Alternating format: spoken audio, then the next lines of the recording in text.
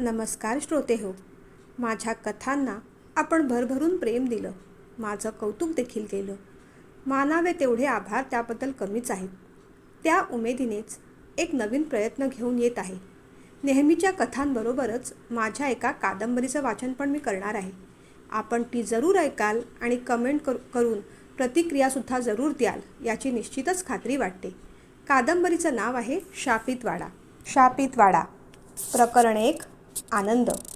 आबा, तुमच्यावर माझा विश्वास आहे. तुम्ही जे कराल ते योग्यच असेल आणि माझी पसंती देखील आईला चांगलीच माहिती आहे. प्रसाद म्हणाला. तसं नव्ह प्रसादराव, तुम्ही बी परखून घ्या पोरीला. आयुष्य काढायचं आहे. आबा म्हणाले. आबा, मी तुमच्या शब्दाबाहेर आहे का? प्रसादने विचारलं. तसं कुठं म्हणतोय आम्ही, पण आमचा जमाना वेगळा होता. आता सगळंच बदललं या. पोरगी तशी गुणी हाय, सुंदर हाय, 4 बुकं बी शिकली हाय, फक्त गरिबा घरची आहे. पण पाटलांना पैशाची काय कमी नाही. खंडोबाच्या किरपेनं सगळं चांगलं चाललं या बरं. आबा उत्साहाने सांगत होते. हो ना आबा, मग तुमच्या मनासारखंच होऊ दे. प्रसादच्या ठाम मतांवर आबा खुश झाले. मग देऊ किस्ताला शब्द, पुढच्या महिन्यात सुपारी फोडूया. असं विचारत त्यांनी फोन ठेवला आणि आबांनी बायकोला हाक मारली. लक्ष्मीबाई, प्रसादरावांनी होकार कळवलाय. देवापुढं पेढं ठेवा. खुश होत आबा म्हणाले. काय म्हणताय काय? लक्ष्मीबाईंना पण खूप आनंद झाला. मुलगा शिकला, ऑफिसर झाला, पण आपल्या शब्दाबाहेर नाही याचाच जास्त त्यांना आनंद होत होता.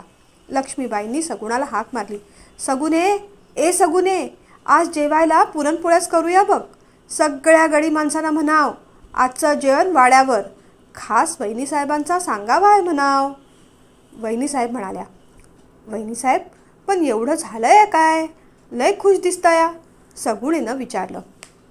सगुने, माझा प्रसाद मोठा झालाय, अगदी गडीच बघ. वहिनीसाहेबांच्या शब्दाचा अर्थ सगुणेला कळला नाही, पण काहीतरी शुभ घडलंय एवढं तिला जाणवलं. तीही लगबगीने स्वयंपाकघरात शिरली. पोळ्यांचा बेत होता. 5-10 माणसं नव्हे, चांगली 50 गडी माणसं जेवायला येणार होती. स्वतःशीच पुटपुटत सगुणा मग कामाला लागली. पाटलांचं वैभवच एवढं होतं. शेती, बागायती, गुऱ्हाळं, साखर कारखाने सगळीकडून धनलक्ष्मी कृपा करत होती. त्यात आबा पाटलांचा हात सढळ, वहिनीसाहेब पण मायाळू आणि प्रसाद देखील हिराच निघाला. नजर लागण्यासारखंच सगळं. पण पाटलांच्या घराण्याला एक दुर्दैवी शाप होता. शहारा आल्यागत सगुणा ताट झाली. आता ही 4थी पिढी. कधी संपणार हे ग्रहण? या शापाच्या विळख्यात प्रसाद पण. सगुणाने विचार झटकले आणि ती कामाला गुंतली.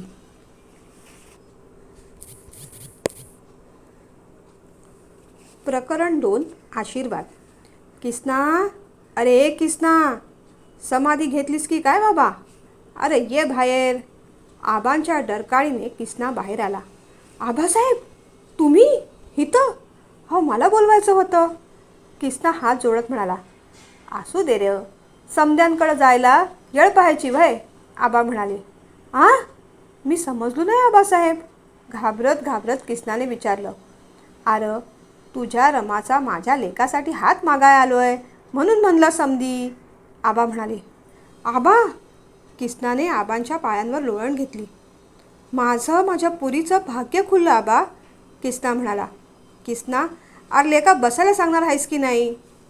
आबांच्या या वाक्याने हुरळून गेलेला किसना भानावर आला. माफ करा आबासाहेब, बसा ना. अंगावरची घोंगडी चवडीवर पसरवत किसनाने आबांना बसायला जागा करून दिली. हे बघ किसना, रमा लहानपणापासून वाड्यावर राहिली. वहिनीसाहेबांची लय मर्जी आहे तिच्यावर. तिचा बी लय जीव लक्ष्मीवर. आईसाहेब आईसाहेब करत मागं फिरती तिच्या. प्रसादरावांनी बी पाहिलंय उडूडतं तिला. त्यांनी बी पसंती कळवली. आबांचा एक एक शब्द किसना कानात जणू गोठवत होता. हाय तेवढी जमीन गहाण टाकून पोरीचं लगीन लावून देईन म्या. किसना म्हणाला. नगर रे किसना, माझं जे काय हाय ते कधी कामासनी यायचं. आन रमाला बी पोरच मानतो आम्ही.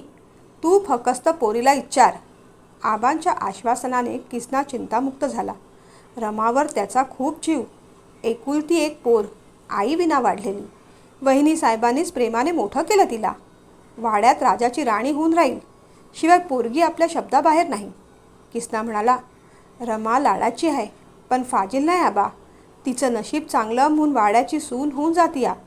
माझ्याकडून आणि तिच्याकडून बी होकारच समजा आबासाहेब. तुमच्या ज्युतीची जिथं आम्हाला लायकी नाही तिथं आमची लेक नांदायला जायचं म्हणजे पुरीचं नशीबच. किसना बोलून गेला, पण दुसऱ्याच क्षणी तो चरकला. पाटलांची सून म्हणजे म्हणजे रमाला? विचार करून तो गप्पच झाला. काय र किसना, का गप झालास? आबांनी विचारलं. काय नाही आबासाहेब, किसना घाबरत म्हणाला. बरं, मग सांग पोरीला, आम्ही येतो. पुढच्या महिन्यात प्रसादराव बी येणार आहे ती, तेव्हा सुपारी फोडूया. चालल? आबा उठून चालू लागले. आबा आबा, तोंड तरी गोड करा. रमा, साखर आण बघू, किसना म्हणाला. एवढा वेळ आनंद लपवून ठेवल्यावरची अवस्था होते तीच रमाची झाली.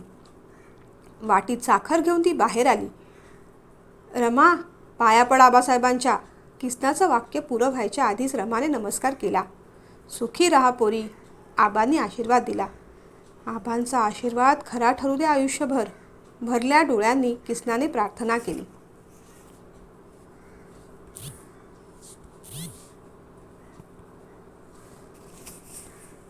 प्रकरण 3. दुधात खडा मिठाचा. रमाने आज जपून ठेवलेला सुगंधी साबण काढला. केसांनाही तोच साबण लावला. संपूर्ण शरीर सुगंधाने दरवळू लागलं. केस पुसून ती बाहेर आली. मळकटलेल्या आरशात बराच वेळ ती स्वतःचं प्रतिबिंब न्याहाळत बसली. हलकीच तिने खाटेखालची ट्रंक बाहेर काढली.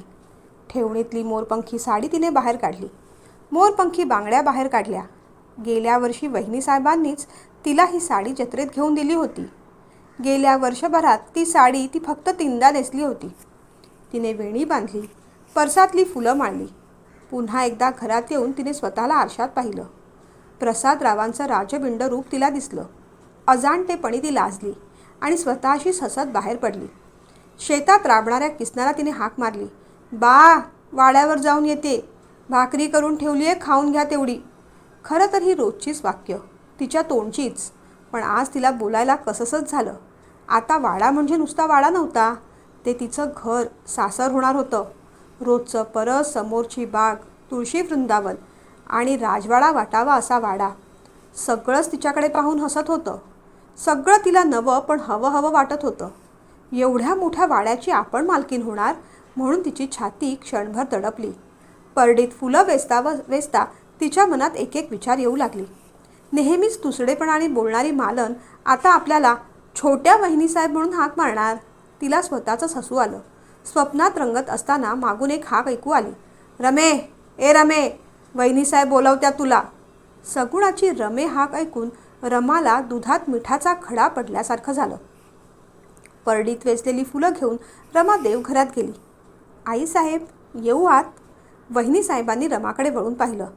हं रमाबाई, आता आमच्या परवानगीची जरूर नाही तुम्हासनी, वहिनीसाहेब म्हणाल्या.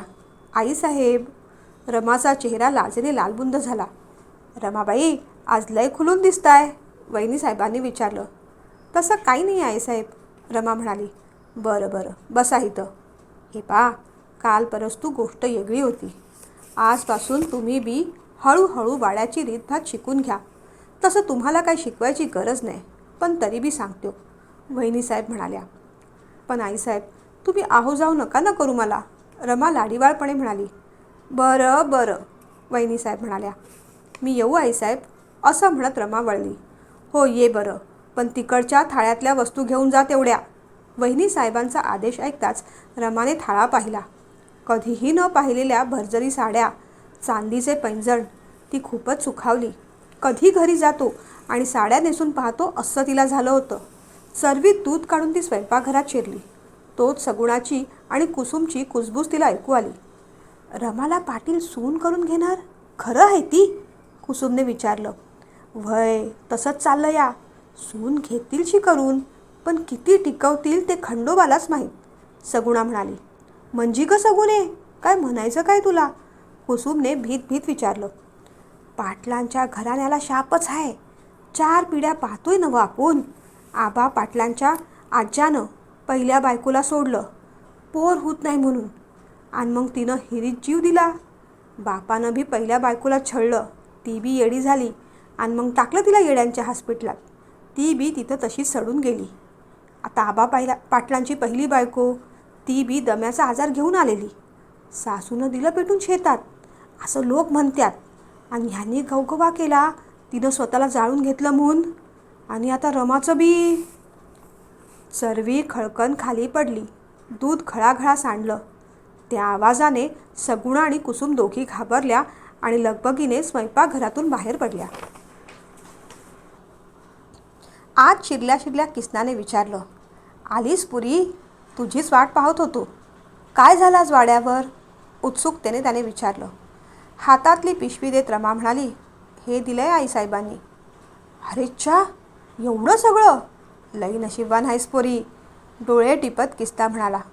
पण रमा, शांत का गं एवढी? चिपचिप वाटतीस? त्याने विचारलं. पाटलांच्या घराण्याला कसला शाप आहे बा? पोरीच्या प्रश्नाने किसनाचं काळीज चिरलं. सावरत तो शब्द जमवू लागला. काय सांगावं पोरी? लोक असं म्हणतात तिथं पहिली सून टिकत नाही म्हणून. पण हा योगायोग बी असू शकतो. आणि तसं बी आबा पाटील तसं काही येडंवाकडं होऊ द्यायचं नाही. वहिनी साहेबांचा बी तुझ्यावर लय जीव. तू उगीच काळजी नगं करूस. किसना असं म्हणाला तरी त्यालाही तीच भीती होती. पण असं झालं तर बा? रमाने विचारलं. का खुळ्यागत विचार करतीस? हे बघ पोरी, एवढं चांगलं घरानं जोडं काय तळवं जिजवलं तरी बी मिळायचं नाही तुला. आणि आता मी शब्द बी मागं नाही घेऊ शकत. रडकुंडीला येत किसना म्हणाला. मग एकुलत्या एक पोरीला जित्त जळायला पाठवणार वाड्यावर? रागारागाने रमाने विचारलं. रमा? किसनाच्या हृदयाला पाझर फुटला. पुढ्यातली भाकरी त्याने तशीच चिवडली. रमाला तर भूकच नव्हती. तिने पाण्याचे 2 घोट घेतले, दिवे मालवले. अंधार झाला घरातही आणि मनातही. का गरिबाच्याच वाट्याला देव दुःखाचा डोंगर मांडतो? आपल्या आयुष्याचा निर्णय आपण घेऊ शकत नाही का? वहिनी साहेबांनी गरिबाचीच सून करायची ठरवली. आपला बी शेवट असाच असेल का? पाटलांच्या 3 पिढीतल्या पहिल्या सुनांसारखा? खंडोबाने काय मांडून ठेवलंय आपल्या नशिबात? डोळा लागतो न लागतो तोच रमा दचकून जागी झाली. कुणीतरी हलवल्याचा भास झाला. ती सावरून बसली. कोण आहे ती? तिने विचारलं. प्रकरण 5. गुळाचा गणपती. बा, अरे काय झालं? कशाला उठवलंस इतक्या रात्रीचं? तिने किसनाला विचारलं. पोरी, उठ. सकाळ होईच्या आत इथून निघून जाऊ. आवेशाने आणि काहीतरी ठरवल्यासारखं किसना म्हणाला. कुठं जायचं आणि कशापायी जायचं? तिने विचारलं. हितनं दूर, पाटलांच्या वाड्यापासून लय दूर. एकुलत्या एक पोरीला मरू द्यायचो नाही मी असं. चल निघ, आटप लवकर, किसना म्हणाला. बा, आदुगर शांत बस इथं. हे पाणी घे. पाणी हातात देत रमा म्हणाली. बा, पळून जाणं मार्ग आहे का? उद्या पाटलांना कळलं, वहिनी साहेबांना कळलं तर त्यांना काय वाटलं? बरं, गावातली इतर लोक माझीच बदनामी करतील. म्हणतील हिचंच काहीतरी असेल म्हणून गेली तोंड काळं करून. रमाचं बोलणं किसनाला पटत होतं, पण त्याचं मन मानत नव्हतं. अगं पोरी, पण तुझ्या आयुष्याचं वाटोळं करू का मग मी? त्याने विचारलं. बा, रागात काय बी बोलले काल मी. पण नावाची रमा आहे. खंडोबा आहे पाठीशी माझ्या. काय वाईट होत नाही बघ. डोळं पुस आणि झोप आता. मी लगीन करायला तयार आहे. तू बी हो मोरं. तिच्या शब्दांनी किसनाला थोडा धीर आला. पोरी, आई काळूबाई तुझं रक्षण करू, त्याने तिच्या डोक्यावर हात ठेवत म्हटलं. मनातले सगळे विचार रमाने काढून टाकले. दुसऱ्या दिवशी ती कामावर वाड्यावर गेली. का गं रमा, साड्या आवडल्या? वहिनी साहेबांनी विचारलं. व्हय आईसाहेब, खूप छान आहे ती, हसत रमा म्हणाली. आबासाहेब म्हणलं, पाटलांची सून एकदम घरंदाज दिसली पाहिजे, गौरीवानी नटली पाहिजे. म्हणलं रमाला चांगली पातळ घेऊन द्या. वहिनी साहेब पाटीलकीचं कौतुक सांगत होत्या आणि तितक्यात फोन वाजला. रमे, उचल गं फोन जरा, वहिनी साहेब म्हणाल्या. व्हय, असं म्हणत रमाने फोन उचलला. हॅलो, आबा पाटलांचा वाडा, रमा म्हणाली. हॅलो, कोण आहेस तू? पलीकडून आवाज आला. तुम्ही कोण ते पहिलं सांगा, रमाने विचारलं. हे पहा, तुम्ही जे कोणी असाल, उद्धटासारखं बोलायचं नाही. आबांना जरासुद्धा आवडत नाही, रमा म्हणाली. कोण आहे गं रमा? वहिनी साहेबांनी विचारलं. तेच तर विचारतोय कधीपासून, सांगतच नाही ती. गुळाच्या गणपतीसारखं गप होत्यात. रमा रिसिव्हरवर हात न ठेवता म्हणाली, अहो बोला की, कोण तुम्ही? पुन्हा एकदा रागाने तिने विचारलं. मी प्रसाद. पलीकडून आवाज आला. अरे देवा! फोन वहिनीसाहेबांच्या हातात देत थरथरत्या पावलांनी रमाने तिथून धूम ठोकली. वहिनीसाहेबांची मात्र हसता हसता पुरेवाट झाली. लेकाशी बराच वेळ बोलून त्यांनी मग फोन ठेवला.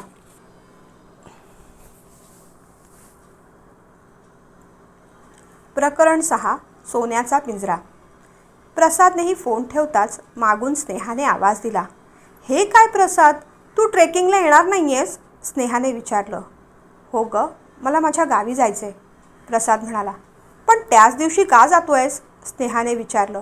अगं माझं. मग मात्र प्रसादने जीभ चावली. नक्की ठरल्याशिवाय लग्नाचं बोलायला नको.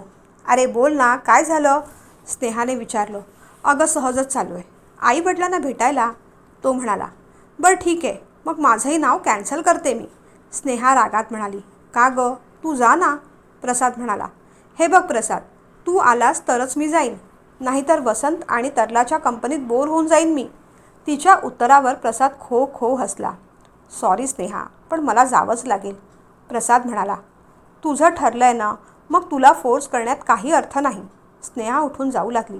स्नेहा प्लीज, तू माझ्यामुळे तुझं कॅन्सल करू नयेस असं वाटतं मला, प्रसाद आर्जवी स्वरात म्हणाला. हो ना, हो ना, मग ठरलं. तूही ट्रेकिंगला येतोयस माझ्याबरोबर. ओके, स्नेहा म्हणाली. अगं स्नेहा प्लीज, प्रसाद काही बोलायच्या आधीच स्नेहाने सांगून देखील टाकलं. No no, you have to come, for me at least. तिला कसं टाळावं प्रसादला समजेना. सुपारी फोडायच्या कार्यात आबांना हयगय मुळीच चालणार नव्हती. प्रसाद हे चांगलंच ओळखून होता, पण स्नेहाचं मन देखील त्याला मुडवत नव्हतं. एव्हाना स्नेहाने दोघांचंही ट्रेकिंगसाठी होकार कळवला होता. काहीही करून सुपारीचा कार्यक्रम पुढे ढकलायला हवा. त्याने भीत भीतच आबांना फोन लावला. हॅलो आबा.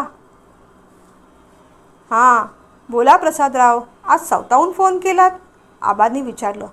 हो, जरा महत्त्वाचं काम होतं आबा, प्रसाद म्हणाला. हां बोला की. आबा, सुपारी फोडायचा कार्यक्रम पुढे ढकलला तर चालेल?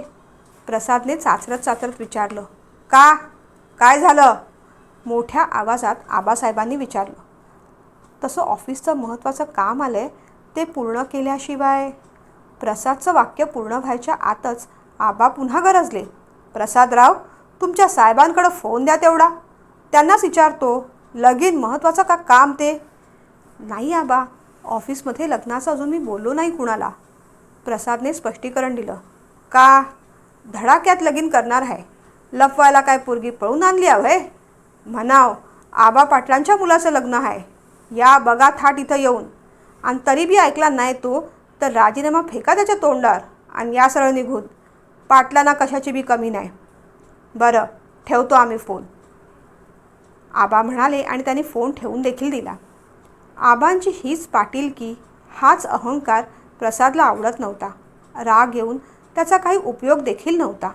आबा पाटील, ती पाटीलकी आणि पाटलांचा वाडा. प्रसादचा जीव गुदमरत असे. तो वाडा म्हणजे सोन्याचा पिंजरा आणि प्रसाद त्यात अडकलेला पोपट. शिक्षण करून बाहेर पडला तरी असहाय्यच. स्वतःशीच तो कितीतरी वेळ विचार करत बसला. प्रकरण 7. आबांचा फोन. तो दिवस तसाच गेला. सकाळी सकाळीच प्रसादचा मोबाईल वाजत होता. 2दा वाजून कटपण झाला. स्नेहाला राहावेना. काही महत्त्वाचा किंवा तातडीचा कॉल असेल तर? या विचाराने स्नेहाने फोन उचलला. हॅलो. हॅलो. हॅलो. हा प्रसादरावांचाच नंबर नवं? आबांनी विचारलं. हो हो, प्रसाद मीटिंगला बसलाय, स्नेहा म्हणाली. मग आपण कोण? आबांनी विचारलं. मी स्नेहा, प्रसादची कुलीक, म्हणजे सहकारी. जमेल तशा शब्दात स्नेहा अडखळत म्हणाली. एव्हाना तिला लक्षात आलं, बहुधा प्रसादच्या वडिलांचाच फोन असावा. असं? मग प्रसादरावांना म्हणाव, आबांचा फोन येऊन गेला, ठेवतो मी फोन. आबांनी फोन ठेवला. स्नेहाला त्या जबर आवाजाची भीती वाटली आणि गंमतही. प्रसादराव, हा हा, तिला हसू आलं. अजून कोणत्या युगात वावरतायत ही मंडळी? प्रसादकडे पाहून तरी वाटत नाही एवढं गावंढळ बोलणं वागणं असेल या लोकांचं. प्रसाद कॉन्फरन्समधून बाहेर येताना दिसला तशी ती म्हणाली. प्रसाद, तुझा फोन बराच वेळ वाजत होता, अर्जंट असेल म्हणून मी उचलला. आबांचा होता. आबा म्हणजे तुझे वडीलच ना? तिच्या प्रश्नाला होकारार्थी उत्तर देता देता प्रसादने घाबरतच घड्याळ पाहिलं. आबांचा फोन? या वेळेला? त्याने पटकन फोन लावला. हॅलो आबा, प्रसाद बोलतोय. प्रसाद म्हणाला. हां, बोला प्रसादराव. काय म्हणता? लय मिटिंगी बसवतायत तुम्ही. तुमच्या सहकारींकडून कळलं आम्हासनी. आबांचा टोमणा प्रसादला लगेच कळला. आबा तसं काही नाही, जरा कामात होतो, प्रसाद सासरत म्हणाला. बरं बरं, आम्हासनी बी कळतं. तुम्ही बी हाफिसर आहात तिथं. कामं आहे ती तुम्हाला. तुमचं म्हणणं बी समजतं आम्हाला. म्हणून सुपारीचा कार्यक्रम पुढं ढकलतोय आठवड्याभरानं. चालतंय ना व? या कामं आटपून. प्रसादराव, तुमच्यावर विश्वास आहे आमचा. पाटलांचं रगत आहे तुम्ही. खोटं नाटं थोडंच बोलाल? नक्कीच तुम्हासनी बी कामच असणार तसं. चालेल नवं तुम्हासनी? आबांनी पुन्हा एकदा विचारलं. आबांचा एक एक शब्द प्रसादला चीत करत होता. हो आबा, चालेल, प्रसाद म्हणाला. त्याचंच मन त्याला खात होतं. आपण आपल्या वडिलांशीच खोटं बोलतोय. त्याची नजर स्नेहाकडे गेली. तिच्या चेहऱ्यावर देखील प्रश्नार्थक भाव होते. प्रकरण 8 सोबत. प्रसाद, ट्रेकिंगची तयारी झाली आहे ना व्यवस्थित? वसंताने विचारलं. Yes, I am full ready, Prasad म्हणाला. मुंबईहून गाडी खंडाळ्याच्या दिशेने निघाली. ऑफिसचा स्टाफ खूपच एन्जॉय करत होता. नाडकर्णी मॅडम, तुम्ही करणार ना ट्रेकिंग, का खालीच थांबणार? रावांनी विचारलं. म्हणजे काय मिस्टर राव, रोज चालायची सवय आहे मला, नाडकर्णी मॅडम म्हणाल्या. चालायची आहे हो, पण चढायची नाही म्हणून विचारलं. रावांच्या विनोदावर सगळेच हसले. नाडकर्णीराव, पुरोहित, सगळा जुना स्टाफ, पण तरुणाईला शोभेल असाच. प्रसाद, तो बघ धबधबा, स्नेहाने दूर बोट करत प्रसादला दाखवलं. तितक्यात गाडीचा ब्रेक लागला आणि स्नेहा तोल सावरता न आल्यामुळे प्रसाद शेजारी कलंडली. दृश्य जितकं सिरियस नव्हतं तितकं तरलाच्या खाकरण्यामुळे ते झालं. प्रसाद पण गडबडला. गाडी पुन्हा रुळावर आली ते पुरोहितांनी गाणं म्हणायला सुरुवात केल्यावर. सांगो चढवा दिसता कसो खंडाळ्याचो घाट. अरे जास्त पाणी पिऊ नका रे, सगळ्यांनी शूज घाला, एकमेकांना सांभाळत चला. सूचना मिळताच सगळीजणं आवेशाने चालू लागली. बाप रे, हा राजमाची एवढा मोठा माहीत असता तर नसते हो आले मी. नाडकर्णींची टिप्पणी मध्ये मध्ये चालूच होती. प्रसाद, स्नेहाच्या किंकाळीने सगळीच जण डचकली. तिचा तोल सुटला. ती घसरणार तोच प्रसादने तिला पकडलं. बाप रे, स्नेहा सांभाळून चाल ना, किती अनर्थ घडला असता आत्ता, तरला म्हणाली. थांब, ये इथे कोपऱ्यात थांबूया जरा, प्रसाद म्हणाला. स्नेहा अजून थरथरत होती. प्रसादने पाण्याचा घोट तिच्या तोंडात टाकला. तिला जरा बरं वाटलं.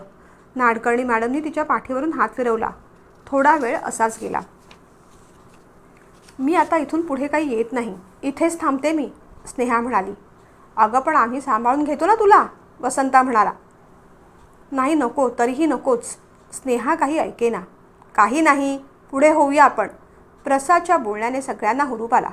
त्याने स्नेहाला चलायला सांगितलं. सगळीजण पुढे चालू लागली. डोंट वरी स्नेहा, अडथळे येतातच, म्हणून घाबरून जायचं नाही, आणि मी आहे ना तुझ्यासोबत, प्रसाद समजावत तिला म्हणाला. प्रसाद, तुझी सोबत मला आयुष्यभर हवी आहे, देशील? स्नेहाच्या या प्रश्नाने मात्र तो जागच्या जागी थबकला आणि प्रश्नार्थक नजरेने तिच्याकडे पाहू लागला. प्रकरण 9 प्रेम. प्रेमाची कबुली देत स्नेहा म्हणाली. हो प्रसाद, मी तुझ्यावर प्रेम करायला लागली आहे. तू नसलास की मला बेचैन वाटतं. तू नसलास की मी तुला खूप मिस करते.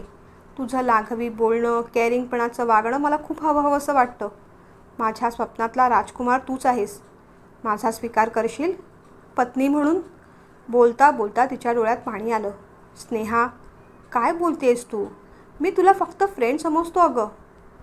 नजर चुकवत तो असं म्हणाला खरं, पण त्यालाही स्नेहा आवडू लागली होती. पण ती स्वतःहून विचारेल असं त्याला कधीही वाटलं नव्हतं. म्हणूनच प्रेमाला मैत्रीचं लेबल लावून त्याने मनाला समजावलं होतं.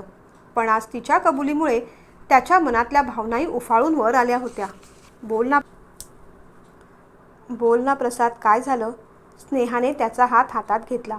हात सोडवत प्रसादने पुढे चालणाऱ्या ऑफिसच्या मंडळींकडे पाहिलं. सुदैवाने कोणाचंही लक्ष नव्हतं. स्नेहा, हे शक्य नाही आहे गं, असहाय्यतेने त्याने म्हटलं. का? काय प्रॉब्लेम आहे? घरचा काही प्रॉब्लेम? तिने विचारलं. स्नेहा, माझं लग्न ठरलं आहे, त्याने पटकन सांगून टाकलं. काय? मस्करी तर करत नाही आहेस ना? स्नेहाने अविश्वासाने विचारलं. नाही स्नेहा, खरंच माझं लग्न ठरलं आहे, प्रसाद म्हणाला. तू बोला तू बोलला नाहीस प्रसाद. मी पण किती वेडी आहे ना, तुला जवळचं मानत राहिले आणि तू मात्र परकेपणानेच वागत राहिलास. लग्न ठरलं तरी सांगावंसं नाही वाटलं तुला? का माझ्या भावनांचा असा तमाशा पाहायचा होता तुला? मुसमुसून ती रडू लागली. स्नेहा, सॉरी, पण मला काय बोलावं त्याला काहीच सुचत नव्हतं. स्नेहाला रडताना पाहून त्याचं मन गलबललं. पहिल्यांदा त्यानेही कुणावर तरी खरं प्रेम केलं होतं आणि तीच व्यक्ती त्याच्यावरही तेवढंच किंबहुना जास्तच प्रेम करत होती. पण त्याच्या आयुष्यात काही गोष्टींच्या मर्यादा होत्या. खरं तर आपण ज्याच्यावर प्रेम करतो त्या व्यक्तीने आपल्यावर प्रेम करणं याहून सुंदर गोष्ट कोणती? आणि हे सर्व ठाऊक असून देखील ती व्यक्ती आपली न होणं याहून दुर्भाग्याची गोष्ट कोणती? प्रसाद हे शल्य अनुभवत होता, पण त्याला इलाज नव्हता. आबांना त्याने शब्द दिला होता आणि तसंही आबांच्या शब्दाबाहेर जाणं त्याला जमत नव्हतं आणि शक्यही नव्हतं. स्नेहाचे अश्रू त्याला विचलित करत होते. ते अश्रू फक्त त्याच्यासाठीच ओघळत आहेत हे त्याला देखील माहीत होतं. तिला धीर द्यायला त्याने खांद्यावर थोपटलं आणि तितक्यातच तरलाने त्यांच्याकडे पाहिलं. प्रकरण 10. मोकळा श्वास. ट्रेकिंग तर छान झाली. दुसऱ्या दिवशी ऑफिसमध्ये सगळेजण ट्रेकिंगच्या थ्रिलबद्दलच बोलत होते. खूप मजा आली नाटकर्णी मॅडम, वसंत म्हणाला. गप्पा टप्पा मारून सगळी मंडळी पांगली. तेव्हा तरला वसंतला म्हणाली, वसंत, तुला नाही वाटत प्रसाद आणि स्नेहाचा काहीतरी गुळपीठ आहे म्हणून? गुळपीठ? हा कोणता पदार्थ? वसंत चेष्टेने म्हणाला. प्लीज वसंत, चेष्टा करू नकोस. काल स्नेहा सारखं सारखं प्रसादचा हात धरत होती आणि प्रसादनेही तिच्या खांद्यावर हात ठेवलेला मी स्वतः पाहिलं आहे, तरला म्हणाली. खरं सांगू का तरला, काही असेल किंवा नसेल तरी मला त्यांचा जोडा अगदी परफेक्ट वाटतो, वसंत म्हणाला. दीर्घ सुस्कारा टाकत तरला जागेवर जाऊन बसली. ऑफिस सुटल्यावर प्रसाद आणि स्नेहा ऑफिसवाल्यांचा डोळा चुकवून समोरच्या कॉफी शॉपमध्ये गेले. बरंच काही बोललं तरी बरंच काही उरलं होतं. स्नेहा, मला क्षमा कर, तुझ्या भावना मी दुखावल्या, प्रसाद म्हणाला. प्रसाद, आयुष्यात पहिल्यांदा मला कोणीतरी आवडलं. आपली फ्रेंडशिप प्रेमात कशी बदलली कळलंच नाही रे. बोलता बोलता स्नेहाच्या डोळ्यात पाणी आलं होतं. स्नेहा, प्लीज हे अश्रू थांबव. माझ्या हातात खरंच काही नाही आहे गं, असहाय्यतेने प्रसाद म्हणाला. डोळे पुसत स्नेहा म्हणाली, जाऊ दे रे, तुझ्या आनंदात माझा आनंद. बरं सांग, कशी दिसते तुझी होणारी बायको? नाव काय तिचं? कुठे जॉब करते? तिने विचारलं. खरं सांगू, तुला जेवढी तिच्याबद्दल माहिती आहे ना तेवढीच मला पण माहिती आहे, प्रसाद म्हणाला. म्हणजे? स्नेहाने विचारलं. अगं, मला एवढंच ठाऊक आहे तिचं नाव रमा आहे आणि माझ्या गावातली आहे. आई बाबांनी तिला पसंत केलं आहे, प्रसाद म्हणाला. म्हणजे तुला विचारलं नाही त्यांनी? तू कधी पाहिलं नाहीस तिला? स्नेहाने विचारलं, पण माझ्याकडून नकार म्हणजे आबांच्या आज्ञेचा अपमान. म्हणून मी काही न विचार करताच हो म्हणून टाकलं. मी जरी त्यांच्यापासून दूर राहिलो तरी सगळ्या निर्णयांचा रिमोट कंट्रोल आबांच्याच हातात असतो. त्यांच्यापुढे उद्धटपणाने बोलणं, स्वतःचं मत देणं, मनासारखं वागणं हा गुन्हा आहे. मी त्या घरातला वाघ आहे खरा, पण रिंगण मास्तर मात्र आबाच. सतत टोमण्यांचा, धमक्यांचा हंटर घेऊन फिरणारे रिंगण मास्तर. बोलता बोलता प्रसादच्या डोळ्यात पाणी आलं. आणि गुन्ह्याची शिक्षा काय असते तिथे? भीत स्नेहाने विचारलं. गुन्हा घडलेलाच नाही अजून, खोटं हसत प्रसाद बोलत होता. कदाचित हात उगारणं, कदाचित संपत्तीतून बेदखल करणं, किंवा कदाचित मला आईपासून तोडणं, किंवा याहून क्रूर शिक्षा. त्या बंदिस्त वाड्याचा, त्या मानमर्यादेचा, त्या संपत्तीचा, त्या हुकमांचा वीट आलाय मला. मला मोकळं जीवन जगायचंय, मोकळा श्वास घ्यायचा आहे, प्रसाद बोलत होता. प्रसादने नकळत स्नेहाचा हात घट्ट पकडला.